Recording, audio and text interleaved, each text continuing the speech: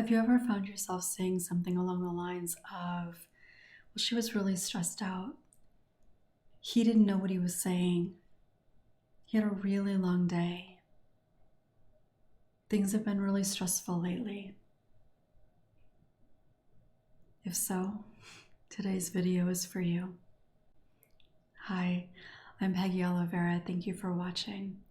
Those examples that I gave are examples of rationalizing. It's something that really most of us tend to do on some level at certain times. For survivors of childhood trauma, it's one of the ways that we cope. It's a really important way that we cope. And so today I want to talk a little bit about that, why we do it, what it is, and how to kind of not use it anymore. Because the truth is that you can't really heal if you continue to rationalize. So, rationalization is basically making an excuse for somebody's behavior, or even our own, depending on what it is. But rationalizing somebody else's behavior to basically excuse what they've done or what they've said. And like the idea of, well, he was really stressed out. He was, or she was really not aware of something. We do that as a way to make it feel less hurtful about what that person has done. So if you think about abuse, if you were to acknowledge that somebody that you trust and care about chose to abuse you, that would be incredibly overwhelming on an emotional level, on a psychological level. It would be quite likely literally too much to take in, especially if that is somebody that you have ongoing contact with, somebody that you have to rely on. We can't allow ourselves to accept that somebody is dangerous, that somebody is making choices that are hurtful, that we don't actually feel safe. That would be incredibly overwhelming to our nervous system, and we wouldn't be able to continue to go on. So we rationalize, as well as other coping mechanisms. But when we basically excuse the person's behavior, then it doesn't feel as overwhelming. It doesn't feel as personal. But the problem with that is that if it isn't them,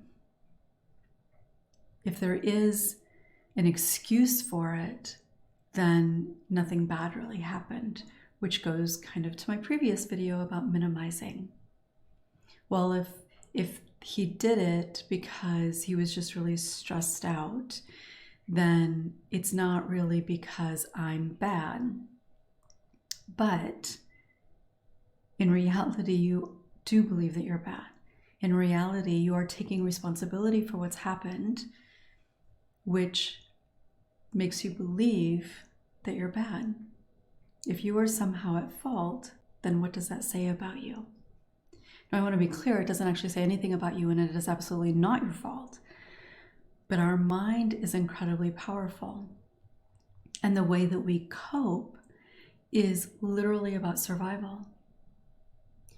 So while it doesn't feel good to feel that we're at fault, to believe that we're at fault, it is easier to cope with that than the alternative, that somebody makes a choice to hurt you.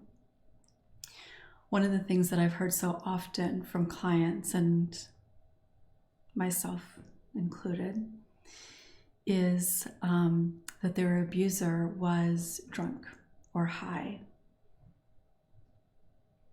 I said that a lot to myself. I said it to other people as I was on my own healing journey. Well, it only happened when he was drunk. So therefore, he didn't really mean it. Therefore, it's not really that bad. And in that situation, it actually wasn't completely true that it only happened when he was drunk. I just needed to believe that it only happened when he was drunk, because then it made more sense. Then maybe it really wasn't that he was choosing. And coming to terms with somebody choosing, because that's what it is. It doesn't matter if they're under the influence. It doesn't matter if their mental capacity makes it so that they don't really understand what they're doing. It's still a choice.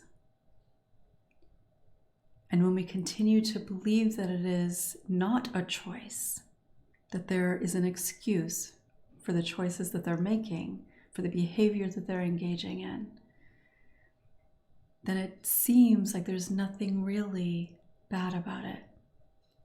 It makes it more likely that we will feel guilty about not forgiving or not wanting to be around that person. I've known so many people over the years who really struggle with guilt and shame because they've made excuses for the abuser and yet don't want to be around them. And that's a really hard thing to navigate too, because if you really believe that it's really not that big of a deal, that it wasn't meant to be what it was, then how do you heal that? Because you're not really able to get at the truth of part of what you're healing, and that is the significant amount of betrayal and hurt that you feel and have experienced. That betrayal is a reality. It's not just something that you feel, though everything that you feel matters. The truth is that that person betrayed you, even if it was a stranger. We have a right, children especially have a right to feel safe in the world. And whether it's a stranger or somebody that you have to rely on who made the choice, you no longer feel safe. So, moving out of rationalization is challenging much of the time. And the closer the nature of the relationship with your abuser, typically the more challenging it is, because there are so many layers to the impact, to the betrayal, and therefore to the healing. We do this in other ways beyond abuse.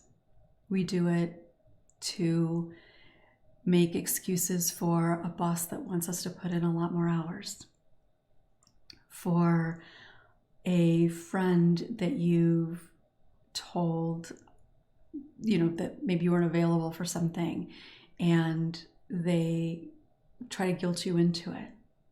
Maybe you make an excuse for that. We do it a lot. We do it in all kinds of ways. Because when we rationalize it, it creates something within us that suggests that we need to tolerate it, that we need to accept it, that our feelings about it are invalid because this person didn't really mean it. They didn't really know what they were doing. They didn't understand the impact. But your feelings about it matter. Whether that person intended it or not, the impact that it has on you matters. Thank you for watching. I hope you found this video helpful. If you did, make sure to give it a thumbs up so other people can more easily find it as well. And of course, if you haven't yet subscribed, make sure you do so and click the little bell for notifications. Thanks so much for joining me.